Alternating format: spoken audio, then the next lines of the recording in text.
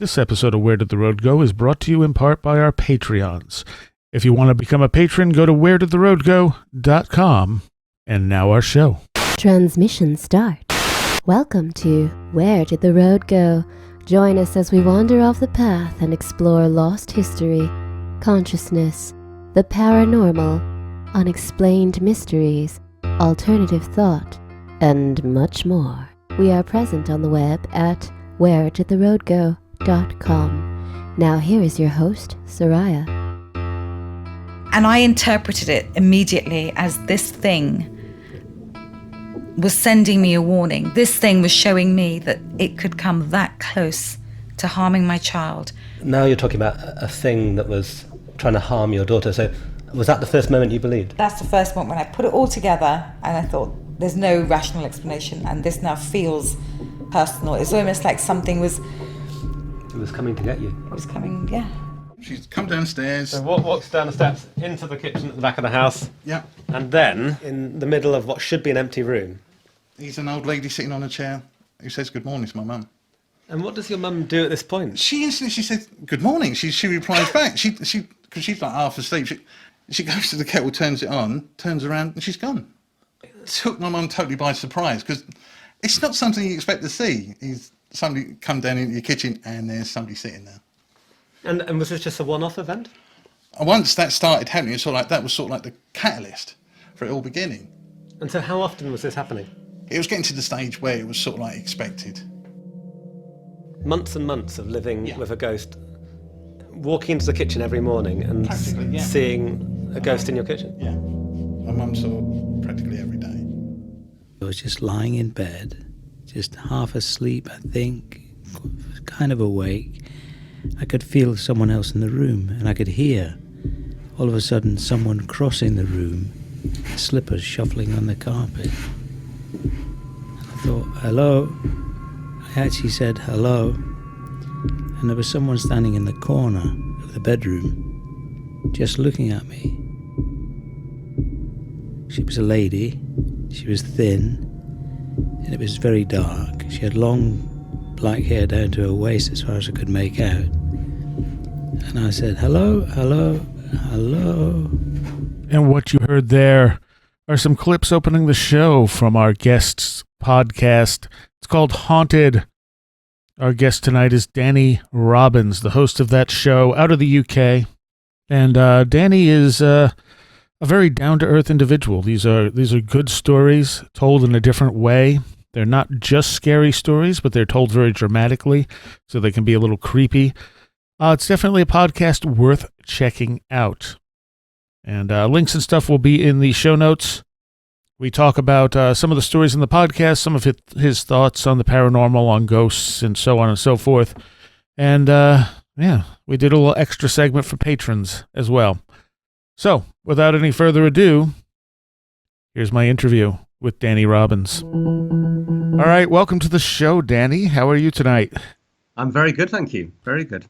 And your podcast is called Haunted. That's right, yeah. And you're out of the UK. Yeah.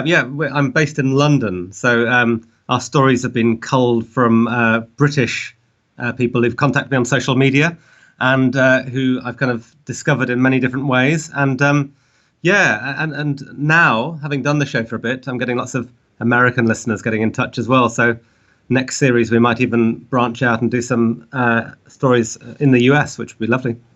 Okay. Tell people a little bit about yourself before we get started. Sure. Well, my background is radio and TV comedy. I've been doing comedy since I was about 15, in fact. I started life as a stand-up comedian playing in quite rough pubs in the northeast of England where I grew up. And I don't know, I've always had an interest in the paranormal, and it's ticked away. And I've done comedy shows that have kind of ventured into the paranormal. And one time I did a show at the Edinburgh Festival, which was a kind of pastiche of Most Haunted, the ghost show that probably a lot of listeners will know. Mm-hmm. But I don't know, I had something more serious building up inside me, I guess. And so I suppose I brought a lot of my radio sensibilities to doing this. I've made a lot of radio for BBC Radio 4, and I wanted to make something that kind of was a soundscape, and it had a lot of the kind of qualities of making documentary radio. But I was just really interested in telling the stories of people who believed they'd seen ghosts. And I think it all stemmed from that moment that probably a lot of us have when somebody tells you that they've seen a ghost, and it sort of changes your relationship with them a bit, I guess. I don't know, you know each other on one level, and then when someone tells you something like that, it sort of changes. It's an intimacy, isn't it? And someone shares that with you, something like that's happened to them. And I was kind of fascinated by that moment in people's lives when they saw a ghost, when they believed they'd seen a ghost. And it grew from that, really. And I've been researching this play, which was all about a couple where one half of the couple was a skeptic and one half was a believer, and about the friction in that relationship. And I just put out this shout out on Facebook and Twitter saying, has anybody I know seen a ghost? And I thought I'd get maybe a handful of people saying they thought they'd seen something one night. And I just got this incredible array of stories of people who just had amazingly diverse experiences, and incredibly rich, incredibly evocative, and lots of them sent real shivers down my spine. And I just thought, this is it. I want to do something about this. So that's, Haunted was born from that, really, I guess, from this kind of rush of stories coming towards me and the need to tell them. Now, have you ever seen a ghost? I haven't. And I think that's partly what drives me in this program, really, that I'm coming at this from the point of view of the person who hasn't, and the person who is fascinated by this, this experience. There's an old quote from the playwright George Bernard Shaw, which he was talking about critics, about theatre critics, and he said critics are like eunuchs. They watch it, they know how it's done, but they can't do it themselves.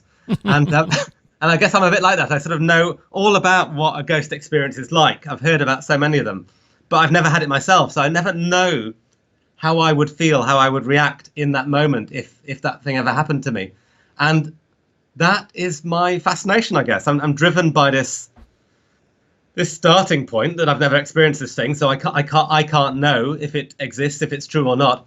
And here are all these people with these amazingly convincing experiences who believe wholeheartedly that they have seen something and are very persuasive. And that's what keeps me going, I guess, sort of discovering these people and the kind of the adventure, the pursuit of mystery, the fact that their truth might be out there. And you approach this very very fair-minded, like you're not judgmental in these shows. You're not trying to prove one point or another. You take their story, you get opinions from people on both sides of the issue, and you never state, well, I think this person imagined it or anything like that. You're very, very level-headed and level-handed on the whole thing. Well, thanks. I mean, I really hope so, because I think our starting point was that we wanted to create a safe space for people to talk and share, and definitely to never feel that we were going to be debunking people's stories. And I feel like it's really important that at the end of these stories there is this ambiguity at the end, because that's what makes a good ghost story. If you feel like it's obvious to you what happened, if you can solve the mystery, then that's sort of disappointing. You want a story where at the end of it you're left perplexed. And as you say, we get people from the two camps. That was something that kind of surprised me, actually, making the show, just how much friction there was between skeptics and believers, and particularly from the skeptics' point of view, how annoyed people got at the idea of people believing in ghosts. That really took me aback, that when I started sharing stuff on social media about this, that I had some friends who were devout, hardened skeptics and got really annoyed. They were like, ghosts don't exist. Obviously they don't. Why are you doing this? And believers, I don't think, get quite as sort of angry about it. But this two tribes thing, I wanted to kind of bring the tribes together. And the thing that really makes me very happy about this show is that it does feel like it's enjoyed in equal measure by skeptics and believers. And, when I look through the reviews on iTunes in the kind of paranoid, obsessive way that all of us podcasters do, then I'm struck by the fact that, it's very much the two camps are there in equal measure. And the believers feel that it's a believers show because they're hearing from people who've had experiences, and skeptics feel that it's a skeptic show because, we're not just accepting the stories, we're probing them and questioning them. And so we always have some sort of skeptic voice in the show. We always have like a parapsychologist or a psychotherapist or a psychologist in there giving their opinion and perspective on some of the reasons that the person might have had this experience from a more kind of scientific, kind of rationalist perspective. But we don't give those people an easy ride either. We probe the skeptic answers just as much as we probe the ghost story itself. Well, I think, as you said, I think it's the last two-parter. You make the comment that the skeptic, the guy, I forget, was he a parapsychologist? I think he was a parapsychologist. Yeah, who was on Most Haunted quite a bit. Yeah. He presents some good ideas of what might have happened to these people, but like for all of them to have happened in concert seems possibly more unlikely than the fact that they might have just seen a ghost. Yes, I absolutely, yeah, and that's the beauty of that last two-parter that we did. Was probably the most mysterious, the kind of weirdest of all our tales. Takes place at an old hospital. For anyone who hasn't heard it, it takes place at an old hospital that no longer exists in London, called the Middlesex Hospital. That was famous it was where the first AIDS ward was in the UK, and Princess Diana famously opened it, and there's a shot of her hugging an AIDS patient, which really kind of changed people's perspective and view of AIDS. But so it was quite a famous hospital, and then it was knocked down, and it no longer exists. And the only thing left behind is this old chapel there, which is if you ever go to London, it's worth going and checking out. But the story was this very, very weird tale that you'll remember. It was kind of involved poltergeist activity, an apparition, and a sensation when one nurse opened this room of kind of swirling mists in the room and all sorts, and it was about sort of 3 or 4 nurses who'd experienced this. So it was multiple witnesses, and really a very hard story to crack from a kind of scientific point of view. But Kieran, our parapsychologist, threw up some amazing, brilliant theories, and for me that's where I love this, when it becomes like a detective story and you've got the different theories, and it's like, as much as people enjoy listening to something like Serial or Up and Vanished and coming out with all the different theories of who did the crime, I love the fact that people pile in and give their own theories on the ghost story. But yeah, this was one where, definitely after listening to all the skeptic explanations, I think, it was really hard to say, well, yeah, no, we've cracked this story. I felt that one left us with many more questions than answers. Yeah. And let's. I want to talk about one of the aspects in there, because it's definitely plays a part in anything paranormal, which is the whole false memory syndrome. Yeah. And that is basically memory isn't perfect by any stretch of the imagination, and a lot of people just don't realize that because it seems perfect to us. But when you look at the research, you find that memory can be very, very deceptive. Yeah, absolutely. And I think there's a lot of evidence, particularly in alien abduction and the idea of kind of ritual abuse cases, that suggests that, that idea of false memory can lead to some kind of dangerous and dark places. But I think the interesting thing in that episode that we explored was the idea of memories shifting in the group as well, and the idea of kind of contagion within the group, that when trying to remember an incident that is kind of shocking or traumatic, that that one person in the group can influence the way others remember it. And Kieran, our parapsychologist, kind of posited some quite interesting theories about, if you see something that is like an apparition floating across a room, and it's a kind of spectrum. You can interpret that. It can be just a sort of odd light anomaly that you see in the corner of the room, or it could be this figure walking through the room. There's 2 things it could be, but people might see the same thing and interpret it in those 2 different ways. So the people will be split across that spectrum, and then ultimately they end up going towards whoever is the strongest voice in the group. So I think there's definitely some really interesting stuff to explore there. But the thing that we were really clear on, though, is that, as you said earlier, I think, it's only the person who's seen this thing that can ever really know what they saw. And so unless you kind of sat down all these people in an interview room and literally treated them like kind of, suspects in a crime case, it's very, very hard to get to that truth. Yeah. Although I have found, and I find this true of my own weird experiences, those are the ones I remember the clearest. Like, because throughout my life, I've made notes when things happen. And when I go back, 20 years later and look at those notes, I'm pretty dead on my memory. And I think certain experiences stick with us more than others do. And that could just be because they throw us in such a way, something we're not used to. Yeah, I often wonder about this because when I think about, seeing a ghost can potentially be described as a traumatic incident. It's certainly, an incident that it leaves an incredibly powerful imprint on us. Yeah. And when I think about traumatic incidents I've suffered in my life, thankfully fairly few and far between. But I remember somebody trying to mug me once, trying to attack me and steal my phone on the street. And afterwards, I could not remember the face of this guy at all. This guy had punched me in the head, tried to steal my phone, but I could not remember his face. And when the police were showing me these images of different people's faces, I was like, I just can't help you. I can't remember him. And, I think there are two ways. I mean, either the traumatic incident can really become crystal clear in our memories and we will never, ever forget that face.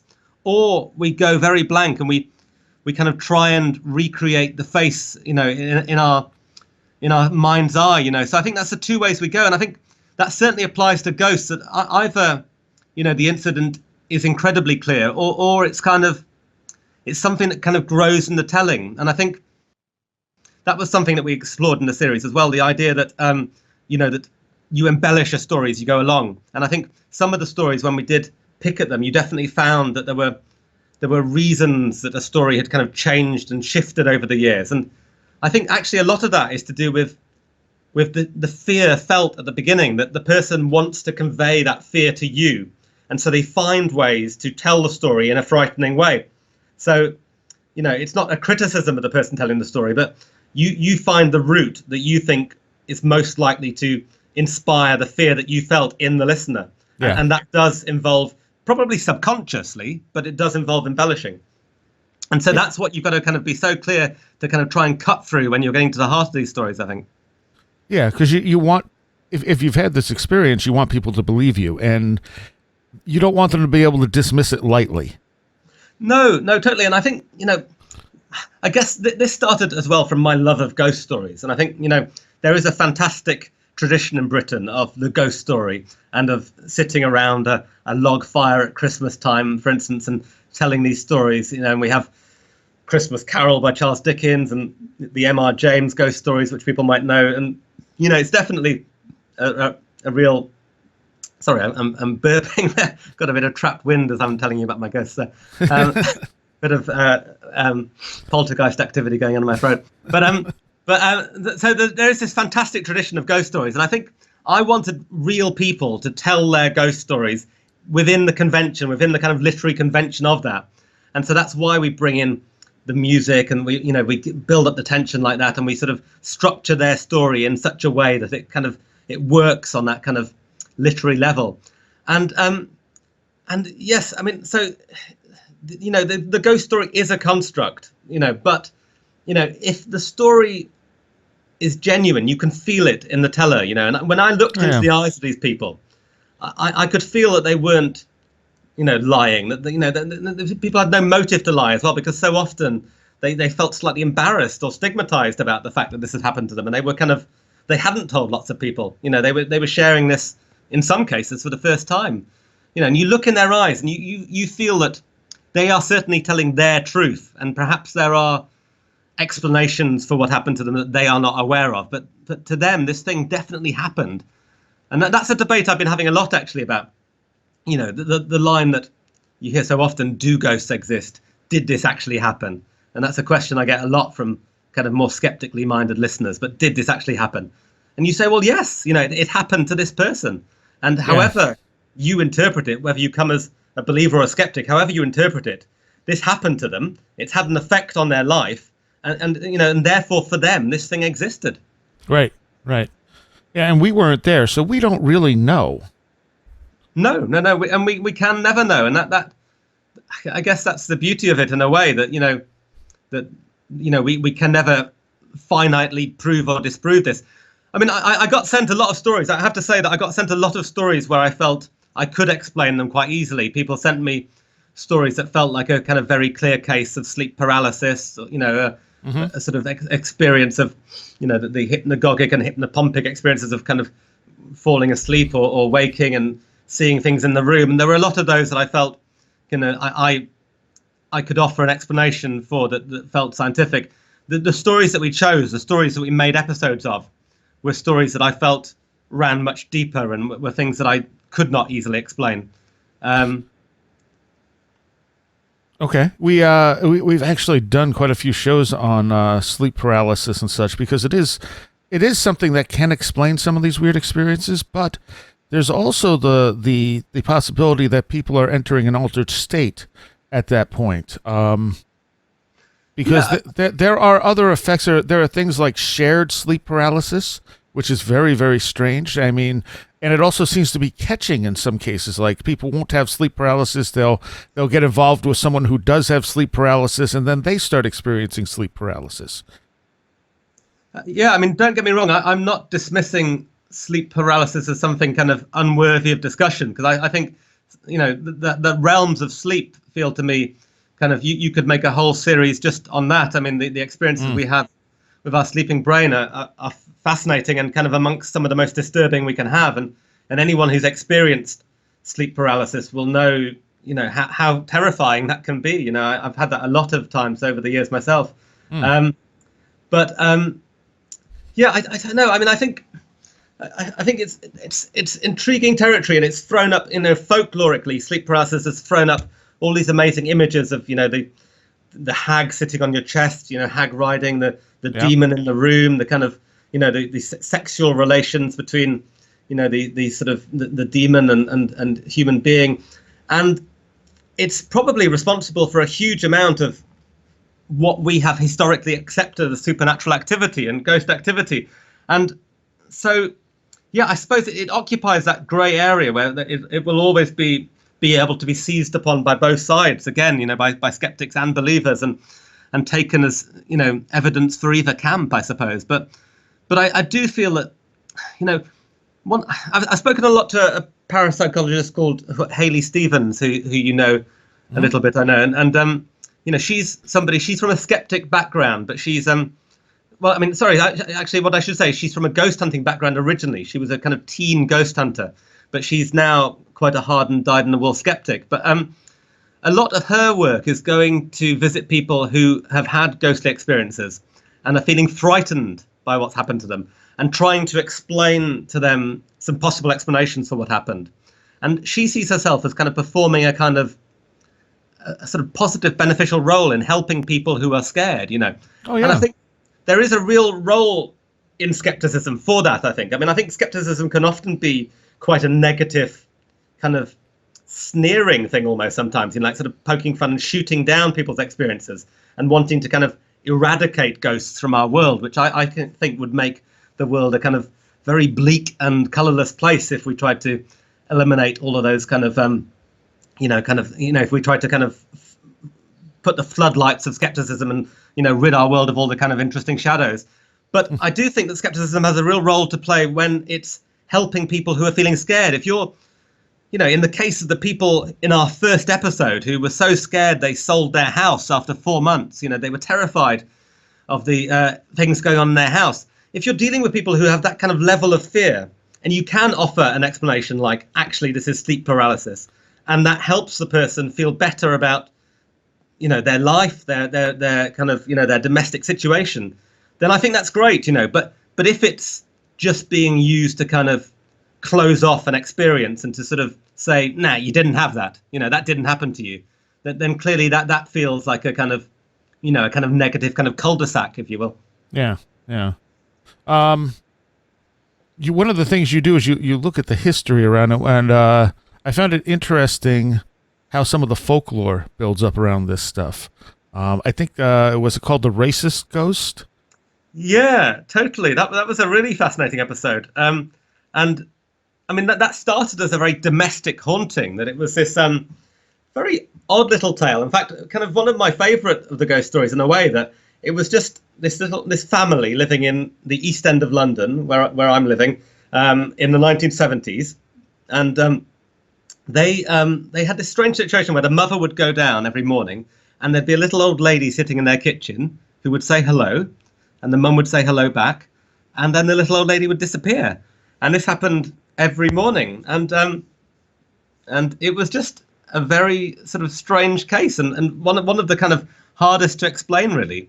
And then after the family left the house, they started getting reports that the old lady was still in the house and she hadn't left, and that she was chasing away the people who had moved into the house after them. And she seemed to be targeting particular people, and those people were immigrants. They were people from India and Pakistan, and she seemed to be a racist ghost who was basically targeting non-white people. And this was just like, it seemed so strange. And I Googled a lot, and I tried to look out and see, is there a kind of history or tradition of racist ghosts or prejudiced ghosts? And I found like virtually nothing on it. If you search Google, there's pretty much no evidence of this at all. So for me, I was thinking, like, have we come across a first? Is this something like a ghost who takes its prejudice with it, or even gets more prejudiced in the afterlife? Yeah. And so then I went through the electoral registers. I went through the old historical archives for my area and sat down and looked at everybody who'd lived in this house over the years from the 1970s to the present day. And I found no evidence at all of anybody Indian or Pakistani living in this house. And so what emerged was that actually this ghost that had started as a domestic haunting had kind of become, in the hands of the community, it had become something else. It had become a kind of urban legend. And people in this very unsettled time in the 1970s in London, when a lot of immigrants were arriving, there was a lot of far right kind of racist marching on the streets. And, you can draw a lot of parallels with now, actually, and the treatment of refugees. There was a lot of antipathy and fear and nervousness about these new people coming to live on your street. And so somehow this ghost had that projected onto it and grown in the telling and kind of become a mirror for the community. And for me, that was fascinating. And I just loved the idea of how we create our own ghosts. And I think that, again, whether you come at it from a believer or a skeptic point of view, you have to accept that whatever the person sees, they also project a huge amount of themselves onto it. Mm-hmm. So if you're in a haunted castle and you see, a white figure, then you instantly assume that is the lord of the castle or a king or a princess. And of course it might not be. It could be, if we take it from the point of view of, totally believing in ghosts, then it could be the ghost of a tourist who'd been there and died, and it was their favorite place they went back to. We have no idea what that figure is, but we project onto it what we want it to be. And this was a case of that kind of happening in a whole community. So it was a real kind of case of contagion theory. And you kind of, you think back to things like Salem and things like that, and about how something spreads through a community and takes on a life of its own. The other thing is, a lot of people, first of all, most ghost hunters I've encountered look at it like, well, either ghosts are real and they're spirits of dead people, or there are no ghosts.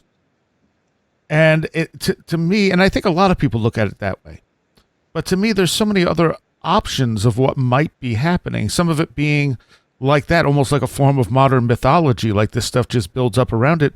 But there's also things like tulpas and thought forms and the way we might manipulate energy around us. In poltergeist cases, it's fairly well known that there's usually one person this PK energy sort of circulates around. But even if we're seeing the ghost of a loved one, how do we know we're not just picking up information from the environment and creating something that we're seeing, even something that someone else might see as well?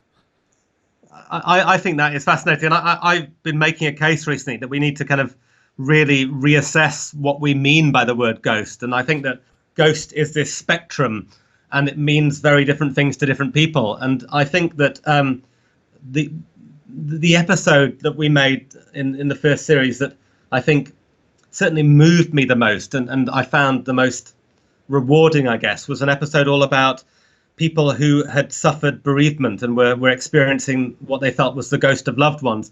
And I became really interested in the idea of where absence meets presence, and about how an absence can be so profound that it can feel like a presence. And that, things like people were getting the smells of loved ones. And, that's so evocative. I've had quite a few emails, quite a few people contacting me about feeling the smell of a loved one. And it's, we get into fascinating territory there about the brain and about how the brain can, process things and synthesize things. And, is that smell really there, really lingering, or is that somehow, a kind of incredible marriage of our senses and our memories kind of coming together? And yeah, I mean, the one thing I keep coming back to is that ghosts do exist. Whatever you believe, whatever your beliefs, these are things that people are experiencing. They are having a very, very, very strong sense of their loved one in that house, and so for them that exists so profoundly, And I think we sort of have to kind of get over this kind of very binary, kind of tit for tat thing about, ghosts do exist. No, they don't. Yes, they do. No, they don't. It's like we sort of have to explore the why we are having these experiences. And I think then you get into this kind of incredibly rich thing about, it's not just the science of it. It's not just, I can explain this through physics. It's about, the psychology of the person. It's about exploring what kind of person they are. And it's about the cultural backdrop and the historical backdrop and all sorts of things, all these things we bring to it. And for me, that's far, far more fascinating to kind of explore that rather than kind of, turning it into that kind of, very simple thing of, like you say, kind of prove or disprove. Yeah.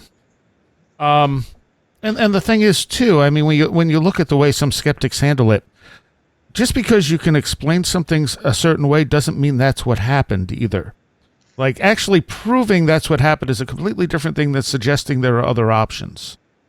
No, totally. I mean, I think, I would like to see the kind of, I always think the skeptics on our show are there to kind of offer a possible suggestion to the person.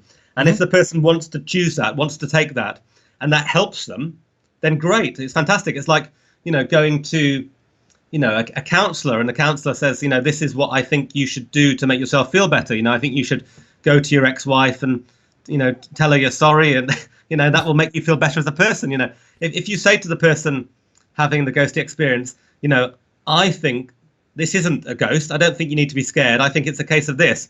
And that helps a person, then brilliant, but they're only there to offer that suggestion. And I don't know. I mean, I think that, one thing I've noticed about a lot of the people coming to me and giving me their stories is that they have felt stigmatized by their experience, and that they have felt that society judges them in a certain way. And I think, that it's interesting. I mean, people, we did one episode dealing with this, a woman who basically lived her whole life, she felt surrounded by ghosts. She had some amazing experiences, including in one case dancing with a ghost, brilliantly to the sound of Van Morrison, Brown Eyed Girl, which was a kind of amazing image to hold in your head.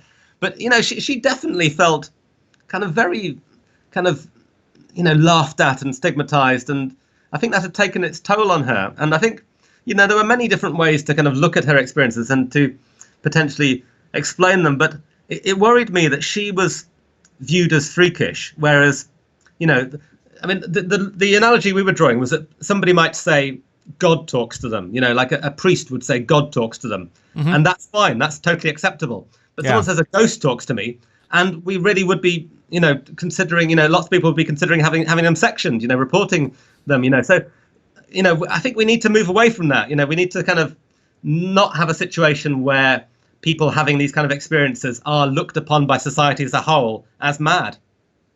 And I've met actually quite a few people who who feel like they can see ghosts and get information on a fairly regular basis.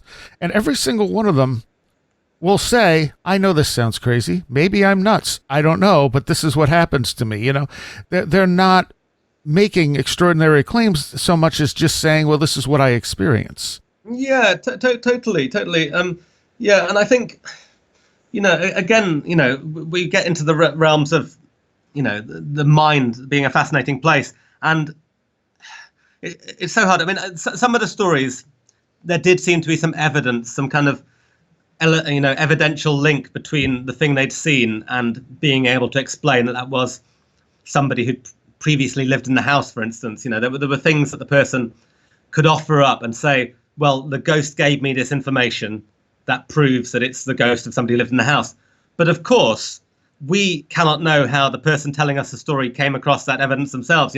We don't know at what point that evidence was put into the story, if it genuinely came from the thing they saw, or if it's something that they heard from another source and either have consciously or subconsciously kind of implanted into the story. We don't know that, so any ghost story is only ever as good as the storyteller. And the most convincing stories are the ones that start from somebody who says, I don't believe in ghosts, but saw a ghost, and we I love that. So many of our episodes started with somebody who said, I've never believed in ghosts. I'm a skeptic. I consider myself a skeptic, but I had this experience and I cannot explain it. And, I think, that's just a great starting point. And that's, if you look at the kind of great ghost stories of our time, Scrooge and Christmas Carol, and most of the protagonists in the M.R. James stories from the early 20th century, they all begin as these kind of quite serious, reputable academics, often in the case of M.R. James, kind of men who've studied at Oxford and Cambridge and, don't believe in these things, but then they have this experience. And I think, that is so much more convincing to an audience at large. I mean, even a kind of skeptic audience will be kind of shaken and scared by that far more than somebody who kind of says, I've been seeing ghosts all my life. I've seen hundreds and hundreds of ghosts, and it's not that we should disbelieve the person who's seen hundreds and hundreds of ghosts, but there's something about the fact that it happened to this person just this one time that somehow feels more convincing. Yeah, absolutely. Is there anything to you when you're collecting these stories that is like a red flag where you're like, I'm not sure I want to believe this because of this piece of info? I've had very few, but I've had one or two stories where I felt that the story being relayed to me came from a place where the person was, not in a great place mentally, where either that they were kind of potentially kind of in some way mentally ill, or that they were, the ghost story came out of a sort of sign of being quite troubled, and was potentially a kind of, the ghost in their life was potentially a kind of a traumatic thing, a sort of fragment of trauma from something earlier. And I felt that those were stories where the person might not have a positive experience by sort of telling that out loud, or that I was nervous about knowing how to move within that story and about how best to offer help with that. And I had one story recently where somebody contacted me, and I sort of definitely sort of was kind of trying to advise them to kind of, seek some kind of help. But those were very, very few and far between, I have to say. And what I was struck mostly by making this series was how many people had experiences that they couldn't explain. And I think, the statistics, you might know this better than me, but I think the statistics generally come up as about like a third of the population believe in the supernatural, believe in ghosts, or have seen a ghost. And actually what emerged from my sort of studies, and particularly when we were looking at the kind of area of bereaved people having these experiences, I felt like it was coming out much, much higher than that. And I think there is this kind of huge silent majority of people out there, or certainly a huge silent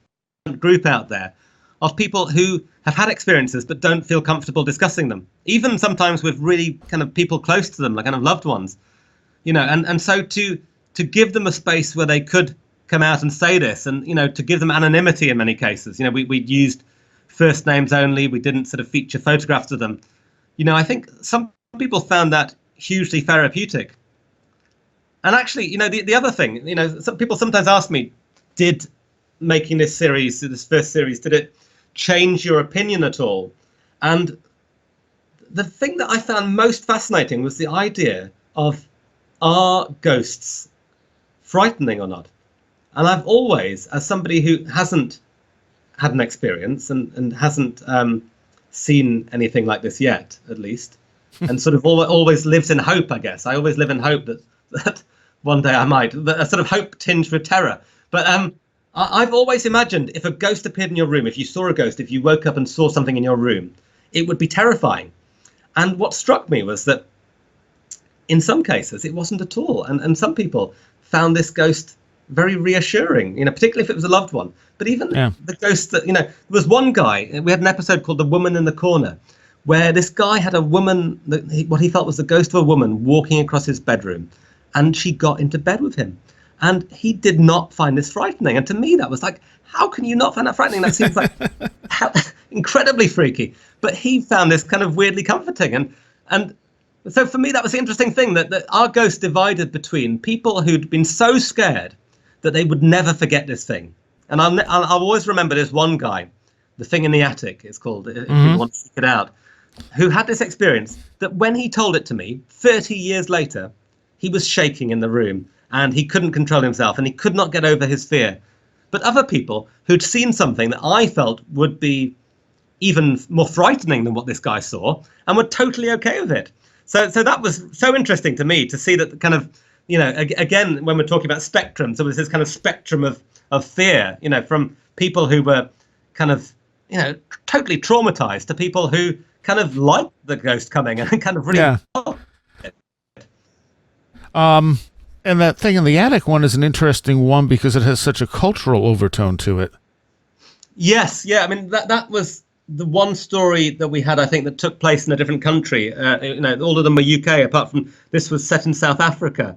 And it was set at a time during the apartheid era when, black people were very much suppressed and the all-white government kind of made sure that whites had all the privileges and lived very luxurious lives, and black people were really kind of, treated like second-class citizens and sort of penned up in these terrible kind of ghettos. And I think what struck me is that, it's so easy to forget these terrible times. You kind of remember the positive time of Nelson Mandela coming in and being president and kind of turning the country into this kind of more successful multiracial society, and you forget the kind of awfulness of apartheid. And so to have this ghost story that took us back into that time, and I mean, I don't want to spoil it because it's an incredible story, and I can't tell people it without spoiling it. Have a listen. But it was the thing in the attic, the thing this guy saw, was something that kind of leapt straight out of the pages of apartheid and was very much bound up in that kind of that moment in time. So again, it was a bit like the racist ghost. It was a ghost that felt like a kind of product of its society and its times. And I've had some really interesting conversations with a guy called Roger Clark, who wrote a book called A Natural History of Ghosts, which I always find myself recommending when I talk to people because it's just such a great kind of study of the history of ghost belief and of supernatural experiences. And he talked a lot about how in different eras we've had different types of ghosts, and that in medieval times we had teaching ghosts who came to kind of to tell us something, to teach us, or to issue some sort of challenge to us. And in the 18th century, we had ghosts who were obsessed with wills and missing parts of wills, codicils, and it was all to do with kind of family lineage and passing on things within a family.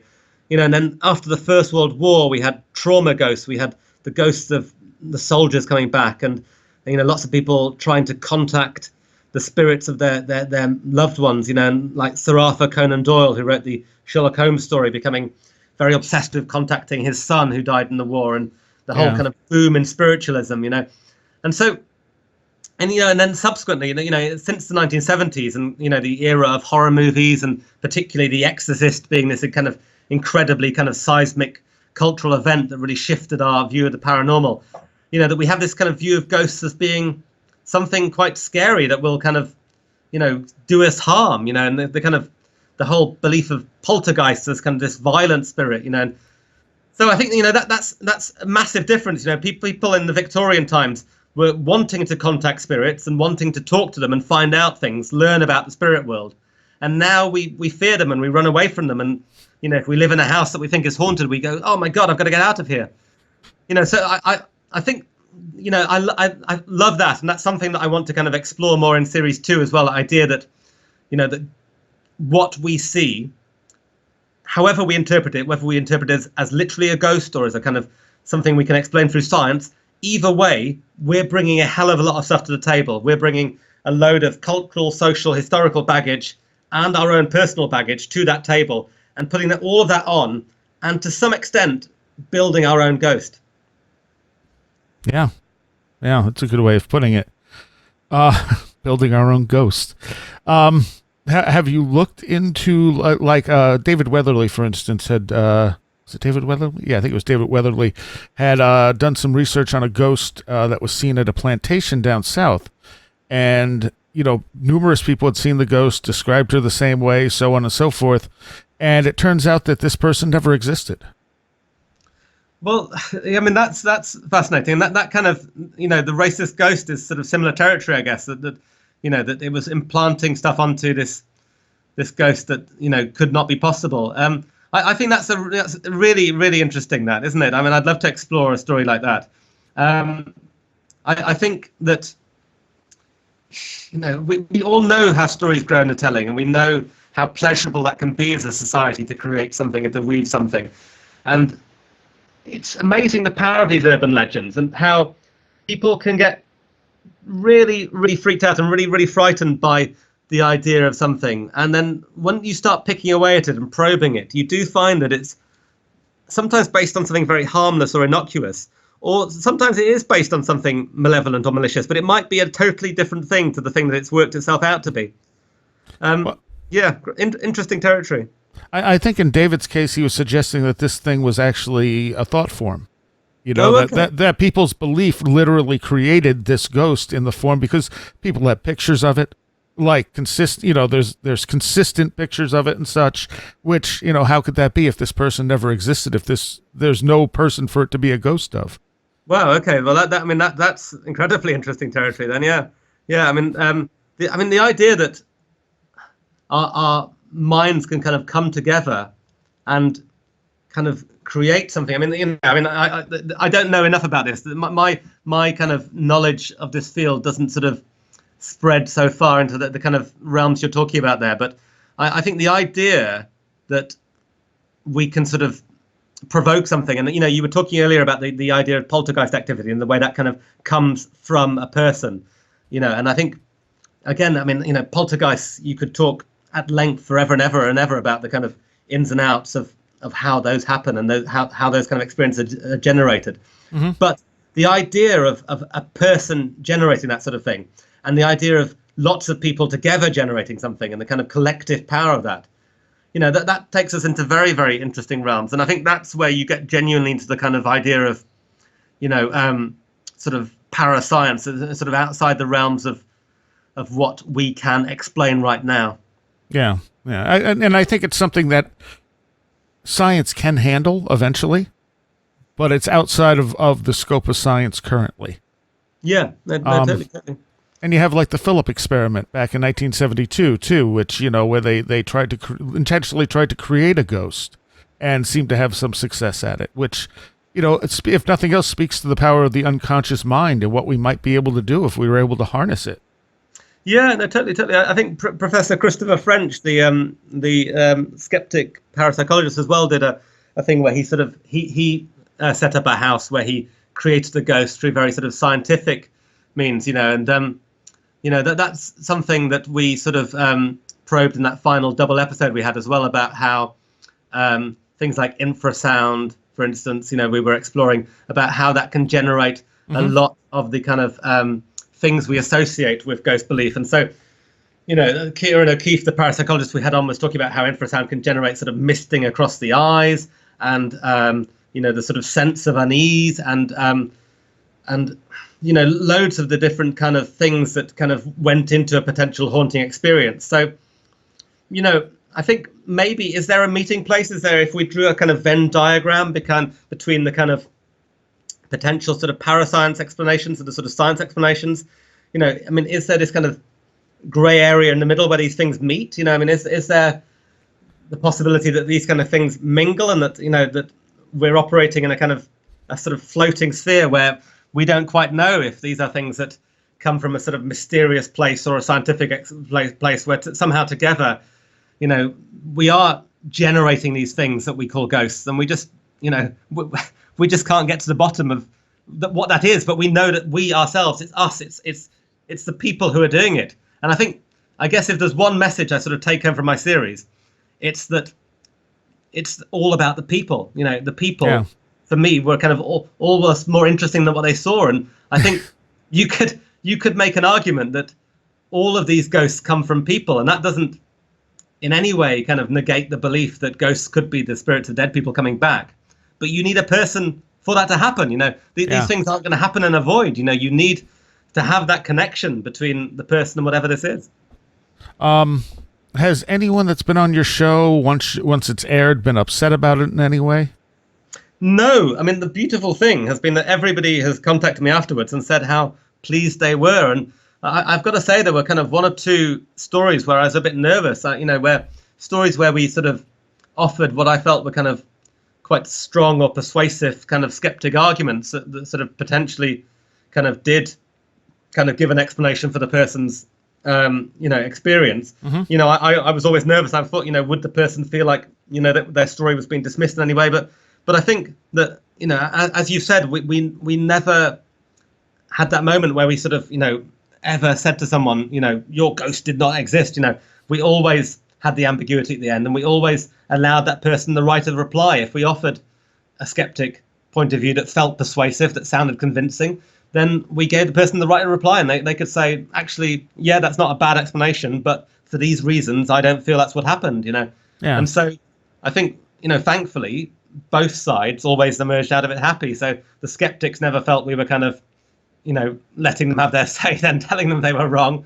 And the believers never felt that we were sort of, kind of busting their story. And when you talk about infrasound, that's another interesting factor. Not just infrasound, but just environmental factors in general. We're so unaware of how much the environment affects us, especially in subtle ways like that. Because with infrasound, you're not going to know it's there, but some part of you is going to find it. It's gonna experience it, but only some people. Totally. I mean, I think personally, I have certain feelings about these kind of things, and I think sometimes they are talked up a little bit too much. I think that there are certain branches of skepticism that kind of want to explain everything with those kind of environmental things. And I think, if infrasound was really that powerful, we'd be seeing ghosts all the time. You'd be sort of walking through, sort of down the street and see ghosts nonstop. So I sort of feel like it is a factor. And I think there are definitely, we know there are things that, for instance, certain sound frequencies or certain sort of, kind of lighting conditions that can make us feel certain things and that can sort of, trick our minds in certain ways. So we know that it's possible. But I felt like, the times that I could offer explanations to people that I felt were kind of persuasive, the times when someone told me a story and I felt, actually, maybe we have an answer here. We have a sort of a way of cracking your mystery. I felt that they were sort of much more kind of 6, 7, 8 times out of 10, they were things to do with that person rather than their environment. And I think, again, this was a show, Haunted is a show about people. And I think so many paranormal shows, so many ghost hunting shows take the starting point of the house, and they assume that it's all about the haunted location. And they go to the haunted inn, the haunted castle, and they set up there and they wait for the ghost to come to them. And I think that we always started with the person. That was my starting point. That it was, we did one episode which was about a haunted racetrack, and that was the only one where we sort of went to the location, we went to the place. All the other ones, the person came to us.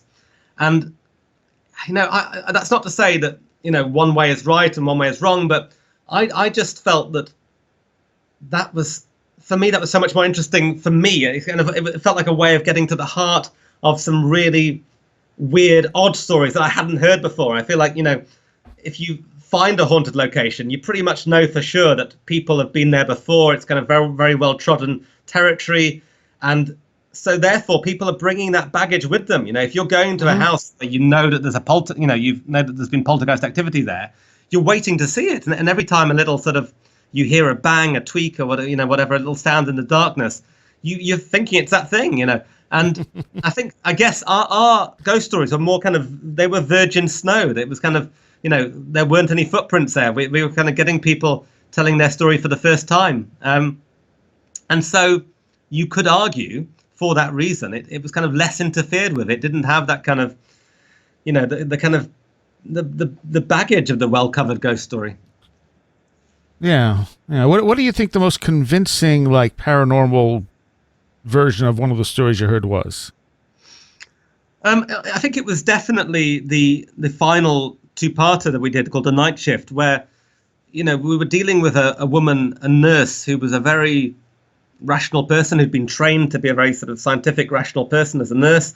And I felt, there's definitely that there is a culture of ghost stories within nurses, within the kind of nursing community and the medical profession as a whole. And that obviously is in some part to do with the fact that they're working night shifts and, they're in an environment which feels creepy. And it's, of course, to do with working with death and being very close to death. And undoubtedly, ghost stories are a way of processing death and of taking, the hurt and the sting out of seeing people die on a regular basis. So there was a lot of that there. But taking all of that into consideration, I couldn't offer a convincing argument for what she saw at the end of it. And, we touched on this earlier. The parapsychologist had lots of different ideas. They all stacked up like a house of cards. But I didn't feel that, it seemed almost impossible that all these things could all be happening together at the same time to explain this story. And ultimately, I was left with a genuine sense of mystery at the end of that. And it's certainly the most scary of our stories for that reason, I think. And she was one of the people who carried her fear with her. And when you talk to people, I mean, we sometimes use the word, kind of survive. We talk about the word survivor, like as a survivor of child abuse in particularly sort of horrific situations. People talk about being survivor of sort of alien contact as well, and things like that. I think it's a sort of term that gets used. I think, these are people who were kind of survivors of this moment in their life where they'd experienced something that they'd found deeply traumatic. I mean, we can't underestimate the impact of fear. I think that was another thing that emerged from the series, the power of fear and this very primal thing within us that fear makes, it changes us as people, and it makes our bodies change. It makes our minds change. We become slightly different people after we've been scared. And that for me was the most convincing thing. If you had to ask me for one argument for why do ghosts exist, that question that I keep getting asked, it would be looking into the eyes of these people and seeing that fear. And, how was that fear generated? I think that's very persuasive. Okay. And I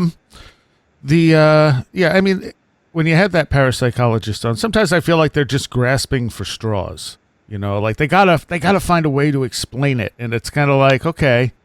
And I think, as you illustrated, any one explanation was perfectly fine, but lopping them all together is almost more unlikely than going with the idea that something paranormal was actually happening, regardless of what it might have originated from. Yeah, yes. I mean, unlikely, but I guess possible. And I think that's the thing on both sides. That both camps will argue, that however unlikely the thing that they describe is, that it's totally possible, and it's certainly true.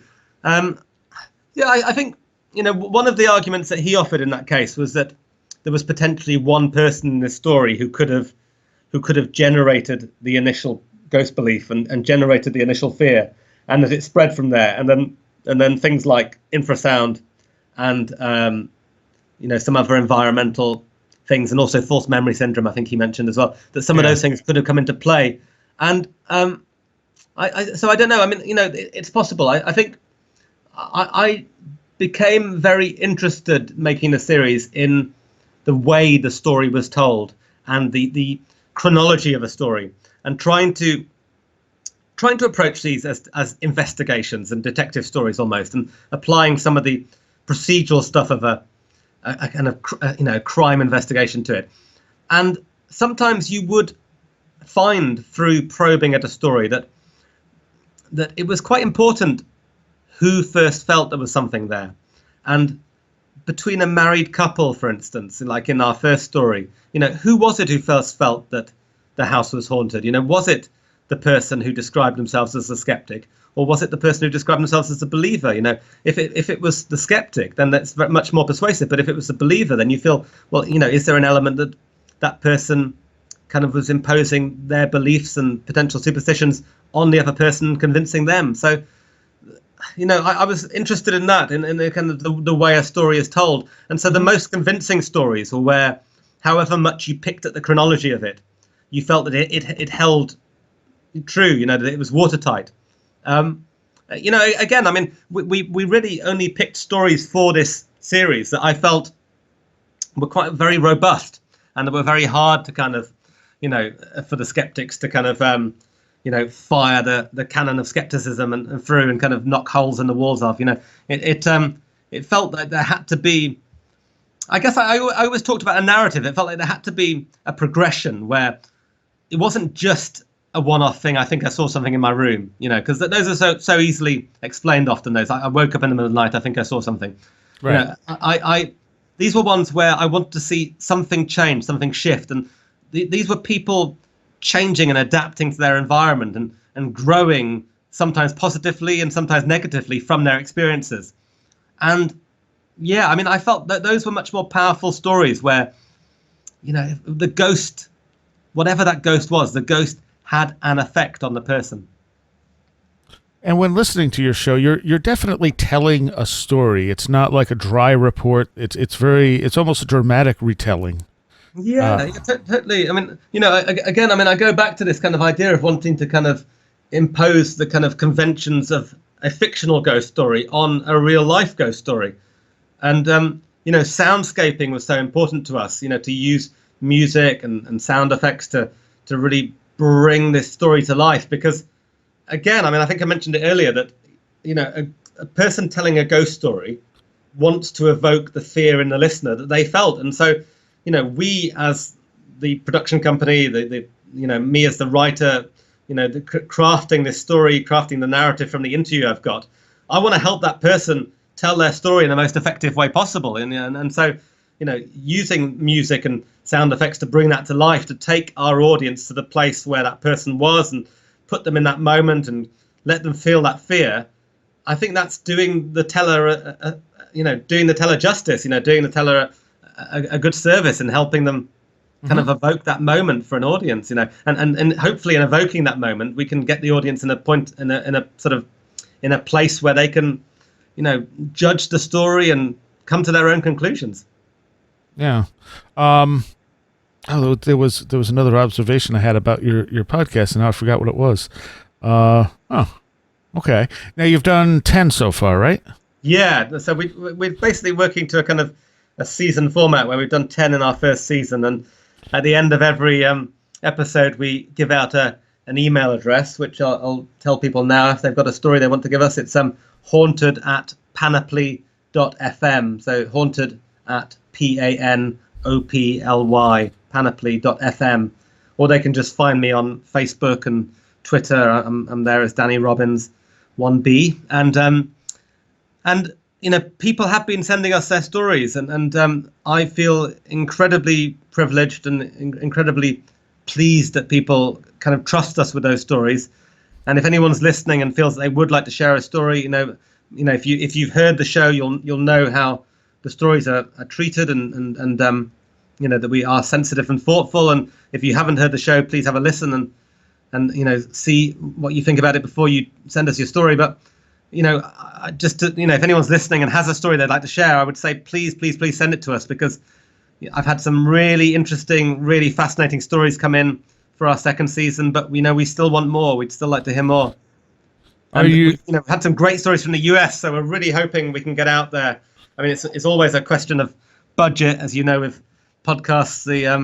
We don't have the riches of Hollywood bankrolling us, but if we can afford to get out there to the States, then we'll be knocking on some doors and hearing some stories. Now that's what I was going to mention. You actually do this. You actually go out and talk to these people live. You're not just doing this over Skype.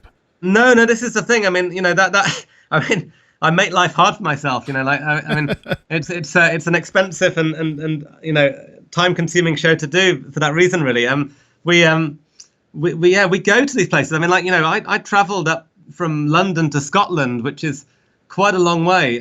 Sort of many hundreds of miles.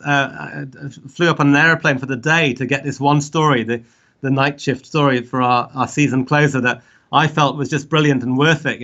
So I mean, I've travelled all across the UK so far to get these stories, and I feel that's a really important part of it, because I want to be in the room. I want to be kind of relaxing the person. I want to be kind of sometimes in the situation where the thing happened, and yeah, I mean, we take a lot of the kind of techniques of documentary making to this, and I guess I was struck by, within paranormal podcasting or supernatural podcasting, that there are a lot of shows that take what I might call the kind of the lore technique of one person telling a story, retelling a story. I mean, lore is perhaps the most successful of those shows and has gone on to be a TV show now. But it's done because it's effective. I mean, it's the classic ghost story format of a person telling a ghost story, but it's also cheap and effective. Financially effective to do. You sit in a room, you can make several episodes. I'm making my life harder, I guess, but but I wanted to get out. I've always loved talking to people. That's been like my kind of, if you had to say, do you have a hobby, it would be kind of just going and talking to people, and I've always been fascinated by kind of stumbling across people in different walks of life, different subcultures, different kind of worlds that I know nothing of, and yeah, I mean, basically, if you've got a story, I will come and find you and hear it. Well, I would think it also helps you get a feel for the person too. Yes, totally. I mean, I think that, we all know from, our conversations on the phone are different. It's harder to judge tone and to really judge the person. And, when you go into the kind of world of written contact, emails and social media, it gets even harder, to judge that tone. But nothing beats sitting face to face with someone, looking in their eyes. And again, I with all of these stories, for me, the thrill of it, when I feel the hairs rise on the on my neck, and when I feel the shiver down my spine, it's sitting with that person, and they start to tell me the story, and I just that combination of the kind of my trust in the person, my belief in them as a kind of a solid, sensible, kind of trustworthy person, a kind of good storyteller. And then the content of the story, the kind of strangeness, the inexplicableness, the kind of mysterious, hard to answer nature of what happened to them. That for me is the perfect marriage. When you look at some of the television ghost hunting shows and such, most of them are pretty sensationalized. They're more entertainment than anything else. But I wonder often if these shows have made people more comfortable talking about this stuff. Like if they've done one good thing, I think that might be it, because they've brought it into the culture in a way that makes it sort of okay to believe in this stuff.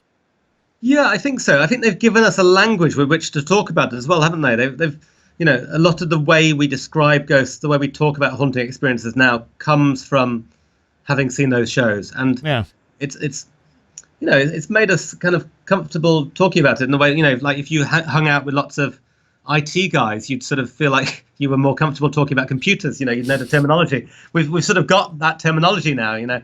We talk about things like orbs and all that kind of thing. And I think the problem that those shows face is a pressure on them to generate content. And I think if you've got a long-running ghost show and it involves going to supposedly haunted locations, you have to have an experience in all those locations. Television does not tolerate a ghost show that says nothing happened this time, actually. and it's the same with mediums, with psychic mediums. If you're a medium who's traveling around and doing shows, you have to find spirits for people, because people will be disappointed if you don't. And therefore, because of that pressure on them, I am inherently always suspicious of the kind of motivations behind what happened, and I think that we didn't have that pressure on us. We were given many stories, and we chose not to do quite a few of them, and we chose the ones that we felt intrigued us most and we felt had most to offer, and were going to be the best stories for our audience.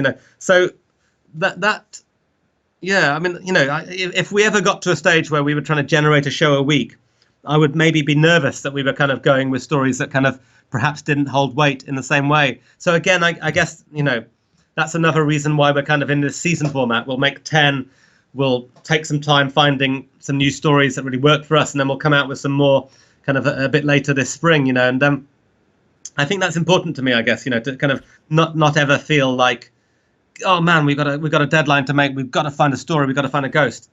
Yeah. And I think when the original Ghost show, Ghost Hunters, started, there were quite a few episodes where they didn't find anything. Oh, right. Okay. Well, I mean, that's nice and very honest. I mean, I think the thing about Most Haunted, which was the show that I kind of grew up on, I don't know. I think that got quite big in the States. Yeah, it did. Yeah, and I mean, I loved that show. I mean, that was my appointment to view, but it was a show that was made by people who knew how to make good television, and I think, a lot of stuff has emerged subsequently about how, Derek Acora, for instance, the psychic medium, was definitely caught out at moments faking stuff, and Kieran O'Keefe, who we worked with on our show, was actually somebody who'd been involved in a sort of sting where he'd set up Derek and fed him some kind of fake names that Derek had then channeled. And I think he'd fed him a name, Creed Kafer or something like that, which was an anagram of Derek as a faker. And Derek channeled this. And, I mean, a bit sort of nasty in some ways, but I think, that sort of Derek had been sort of perceived to have kind of grown a bit big for his boots and was kind of being punctured and sort of brought down a peg or two. But I love that show so much. And if you view it purely as entertainment, then, God bless it. And it's a great show. And, a great view, but I mean, the thing with ghost belief is that you always have to remember that there are people out there who, I'm struck by this whenever I go to a ghost hunting event, and we had one of these on our series when we went to a haunted prison. There are a lot of people who are not coming for the entertainment. There are people who are coming there because they've lost somebody and they want to make contact. And if you are in a situation where that person is being misled or exploited for the purpose of entertainment, if you're in a situation where entertainment is being generated and we're trying to create an event that's making people sort of feel frightened and stimulated and excited, but somebody is coming to it from this different perspective of wanting truth and meaning and belief, then that's where I kind of get worried, I guess. And that's why I always get nervous around psychics, because I feel like, I to go and experience a seance for fun and entertainment, yeah, great. I mean, I find that exciting.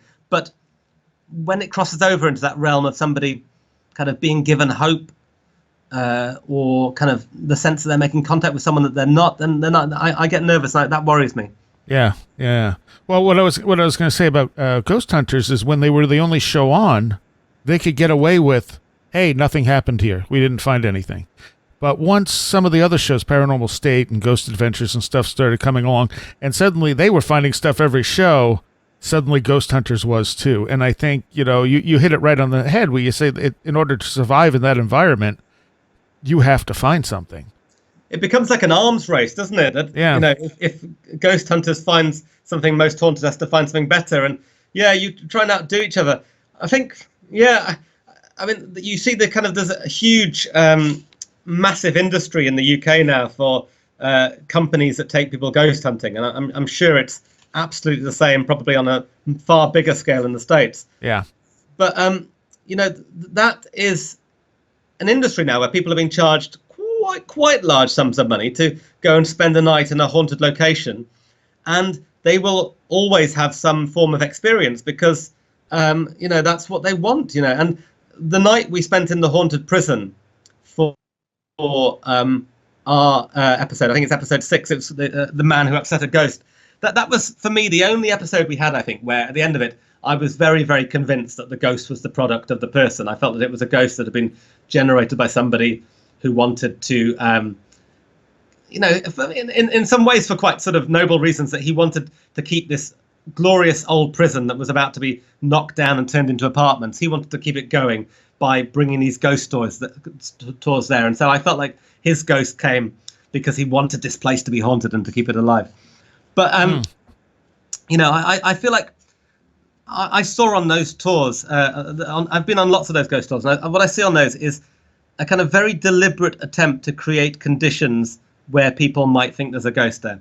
And so plunging people into total darkness and sort of, giving them, robbing them of their senses, and then, slowly upping throughout the night the kind of the little bits of the story that you give to people and kind of getting them more and more nervous, planting sort of unsettling things about locations in their heads. And you see it happening, and it's kind of quite cleverly done. But part of me also wonders why some of these companies don't go the whole hog and really kind of just literally kind of go theatrical on this and kind of, generate ghosts, use special effects. You could create incredibly terrifying experiences for people, kind of bringing that all to life. And I kind of, they're sort of, for me, they're stuck in a halfway house where they sort of kind of fake the experience, but in a way, not as satisfyingly as I would like if I was a paying punter. So I mean, I don't know. I sort of, my experience of most of those things is I kind of enjoy it for a while, and then afterwards, after a bit of time stuck in the dark and the cold, I start to get a bit bored, and I start to feel like, actually, I sort of feel like this is a lot of sound and fury signifying nothing. We're kind of, we're talking ourselves into a haunting here, and so I got a load more from the stories that we had, the sort of, the stories of an individual person where the ghost had come to them. I guess that's, for me, that's the big difference.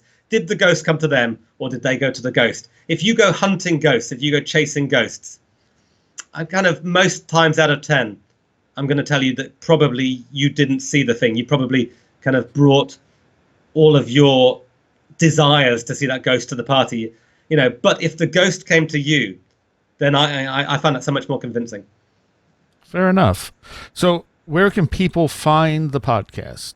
Okay, so you can find it obviously on iTunes if you type in Haunted, or Spotify, Google Play, all these kind of places where people find their podcasts. But we make it for Panoply, Panoply. So go on. What is that? Okay, it's Panoply is a podcast network, a kind of platform that they make things like, they make Malcolm Gladwell's podcast and the Slate podcast that people might know.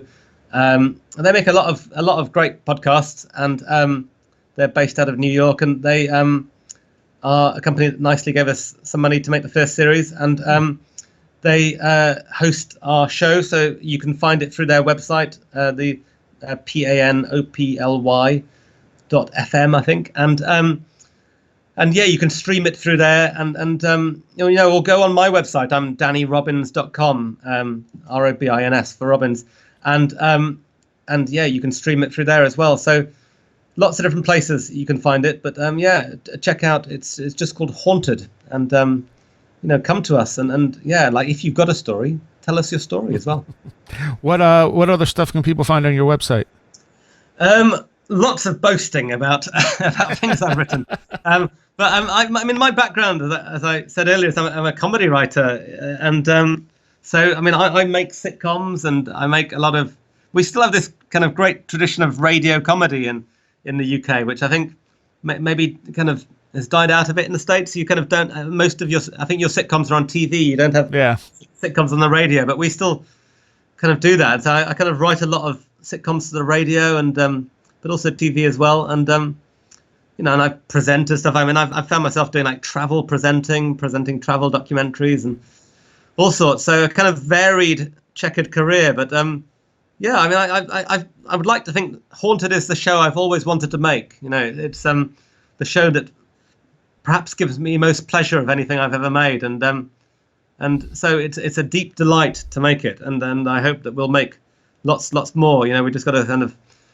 We're kind of gearing ourselves up at the moment for the second series, and finding all our stories, and working out how to tell them. So watch this space, and we'll be back with some more stories very soon. And do you know approximately when season 2 will be on?